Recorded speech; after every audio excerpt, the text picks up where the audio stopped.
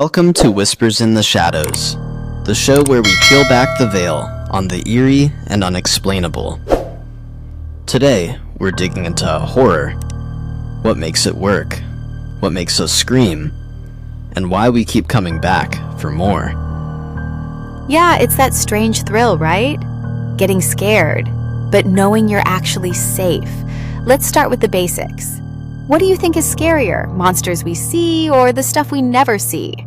I'm Team Unseen, for sure. The unknown creeps in quietly and stays with you longer. A shadow in the corner is way more terrifying than any CGI creature. Totally.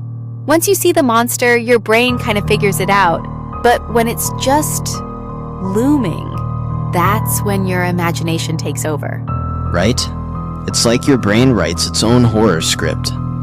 And those are often worse than anything a filmmaker could dream up. That reminds me, ever heard of that old urban legend about the babysitter and the creepy phone calls? The call is coming from inside the house. Right? Classic. Still gives me chills. Exactly. It plays on isolation, vulnerability, and trust. That's a perfect storm of fear. And it's relatable, too. Everyone's been home alone and thought they heard something. Speaking of which, do you think horror works best when it's grounded in reality or when it's totally supernatural? That's a tough one. Real-world horror sticks with you, but supernatural stuff lets fear run wild without boundaries. I lean supernatural. Ghosts, curses, haunted objects, they give fear that extra mystery. It's like fear plus wonder. But when horror reflects real fears, like being stalked or trapped, that's when it cuts deep. It's too real to brush off. True. That psychological edge makes it more intimate. Like the horror isn't just happening to someone, it's happening inside them. Exactly. And sometimes that's the scariest part, when you can't even trust your own mind. Yep, mental horror is underrated. Think of stories like The Babadook or Hereditary. They mess with your head. Oh man, Hereditary left me uneasy for days.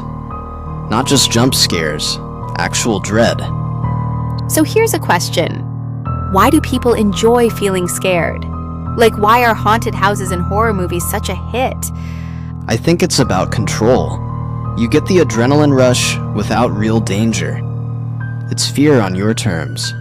Yeah, like a roller coaster for your brain, controlled chaos. Plus, surviving a scary movie feels weirdly satisfying. And there's a bonding element too. Watching horror with friends brings people closer, ironically. Nothing builds friendship like screaming in sync. But seriously, fear is universal. It's a shared experience. Definitely.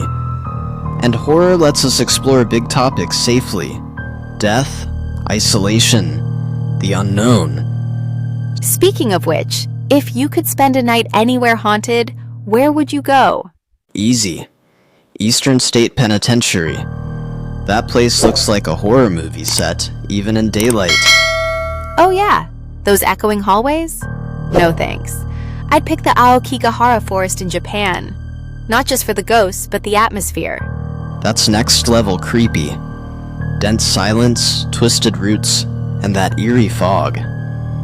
Nature has a way of being unsettling when it wants to. Nothing like getting lost in a forest with centuries of stories around you. It's weird how places can hold fear, like it lingers in the air. Energy imprint or not, when you feel it, it's real enough. Our brains don't need ghosts to get scared. So true.